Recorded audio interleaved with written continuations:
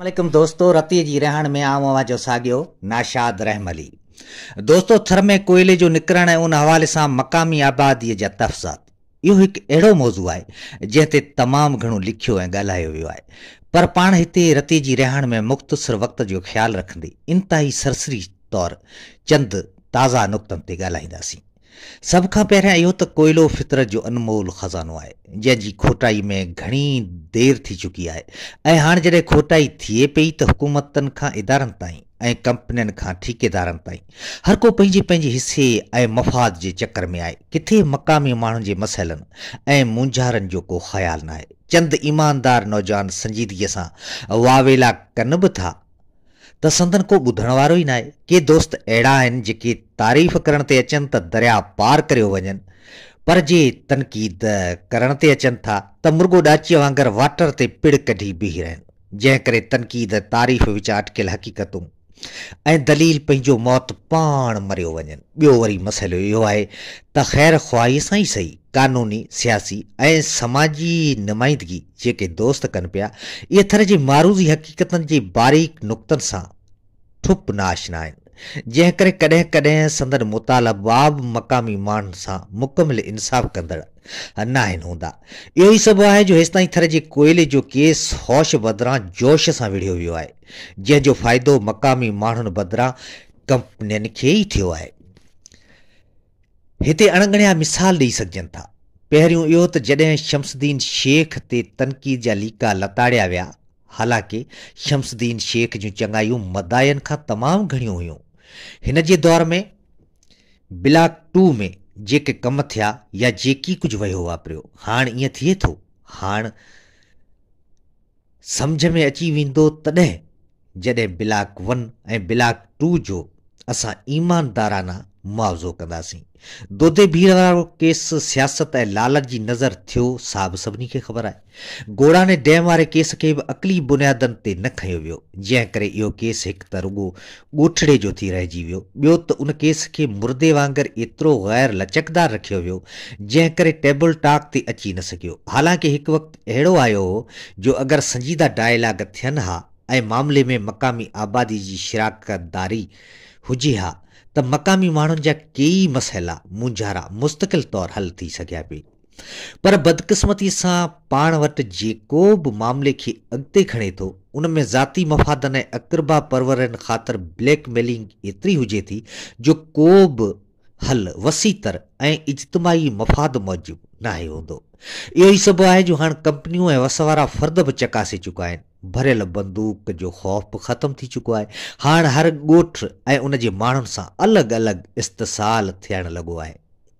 ख़ैर, ताज़ो साइनो सिंध वारनि ॻोठ शामिर विकिया ऐं मल्हो भील जे आसपास मख़सूस सर्वी नंबरनि जे मालिकनि खे इतला ॾिनो आहे त ज़मीनूं असांखे विकिरो करियो, माप था करियूं, सो बि उन क़ीमत ते जॾहिं डॉलर 106 रुपया ऐं तेल 90 रुपया फ़ी लीटर हो। तॾहिं जेका क़ीमत कंपनियुनि मुक़ररु कई, इहा ई हाणे बि वठो। जॾहिं ॻोठाणनि चयो त ज़मीनूं अव्हां था वठो, बाक़ी गुज़र सफ़र जो ज़रियो अकेलो बचियो माल उहो केॾांहुं वेंदो? अवीं चरागाहनि ते ख़ारदार तार हणंदा, पोइ असीं केॾांहुं वेंदासीं? कंपनियुनि वारनि चयो त असीं अव्हांखे बिल्कुलु बि न लॾाईंदासीं, सहूलियतूं ॾींदासीं, छो त असांखे कोर्ट जो हुकुम आहे त कंहिंखे बि न लॾायो। हाणे सुवाल इहो थो पैदा थिए दोस्तो त ॿनियूं कंपनी भुॻड़नि मुठ ते वठंदी, सरकारी ज़मीन जे चरागाहनि ते तार लॻंदी, आसपास दुहा गुघाट शोर एतिरा थींदा जो माण्हुनि जो साहु मुझंदो। अहिड़ी सूरत में माण्हू त हूअं ई लॾी वेंदा। सो चवण जो मक़सदु त जेको कुझु थिए पियो उहो इंसाफ़ भरियो हरगिज़ ई न आहे। मूंखे ख़बर न आहे त अदालत जो उन हवाले सां कहिड़ो हुकुम आहे ऐं कहिड़े अकाबर हॾ ॾोखी ऐं थर जी सिविल सोसाइटी जे माण्हू अदालत खां इहो फ़ैसिलो करायो हो त ॻोठनि खे न लॾायो। हाणे कोर्ट त यकीननि इहो फ़ैसिलो कयो हूंदो त माण्हुनि खे जबरी न लॾायो, पर जेकॾहिं माण्हू ख़ुशि सां उते उन माहौल में ऐं उहो माहौल अॻूणो नथो रहे, रहण जोॻो नथो रहे ऐं माण्हू लॾीनि था, त पोइ इहो कोर्ट त न चवंदो त उन्हनि खे न लॾायो, उते ई छॾे ॾियो, भले वेठा हुजनि ऐं न खेनि मुआवज़ो ॾियो।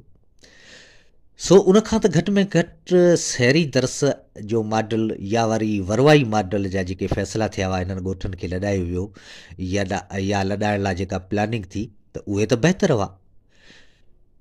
उन दौर जी महांगाई जे तवाज़ुन मूजिबि उन्हनि माण्हुनि खे ज़मीननि जा मुआवज़ा बि मिलिया, जंहिं करे हू पंहिंजी मर्ज़ीअ सां ॿी जॻह ते ज़मीनूं ख़रीद करण या शहर में शिफ्ट थियण जे क़ाबिल त घटि में घटि थिया न।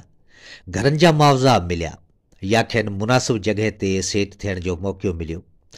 सो इहो सभु कुझु जेको शहरी मॉडल या वरवाई मॉडल थियो, इहो बि घटि में घटि हाणे जेके फ़ैसिला थियनि पिया उनखां बहितर आहे। सो चवण जो मक़सदु त उन दौर खां हेसि ताईं असां थरियनि हेॾा एहतजाज कया, हेॾा पंहिंजा केस वसवारनि ताईं पहुचाया, हिकु त वसवारनि ज़ुल्म कयो, अखियूं ॿूटे छॾियूं, पर असां थरी माण्हुनि बि छड़ो छड़ ऐं पंहिंजे पंहिंजे तौर ते बिना कंहिं सम्झ जे, बिना कंहिं होश जे, बिना कंहिं अक़ली मनसूबाबंदीअ जे, बिना कंहिं दूरअंदेशी जे अहिड़ा फ़ैसिला कया, अहिड़ा मुतालबा कया या अहिड़ा मुतालबा मञिया जेके हाणे असांखे भोगणा पइजी रहिया आहिनि। हालतूं वधीक बहितर थियण जे, थरियनि खे आसानियूं मिलण बदिरां हाणे वेतर तंगियूं थियण लॻियूं आहिनि। हिकु मुआशिरती रहणी कहणी जो हेराक माण्हू जॾहिं अबाणनि घरनि मां बेदख़ल थिए थो त खेसि कीअं न रूहानी अज़ाब मां गुज़रणो पवे थो, हदर्द जो हिकिड़ो दरिया झागणो पवे थो। उन जो ज़िक्र कंहिं ॿिए भेरे रती जी हिन रिहाण में कंदासीं। उन हवाले सां वधीक मुतजसिस दोस्त मुंहिंजो नावल रीस्टोर थियल माण्हू ज़रूरु पढ़नि, त ख़ैर ख़बर पइजी वेंदी त थर जी रहणी कहणी कीअं आहे ऐं उतां जेको माण्हू बेदख़ल थिए थो त उहो कहिड़े रूहानी अज़ाब मां गुज़रे थो। अॼु बसि एतिरो ई।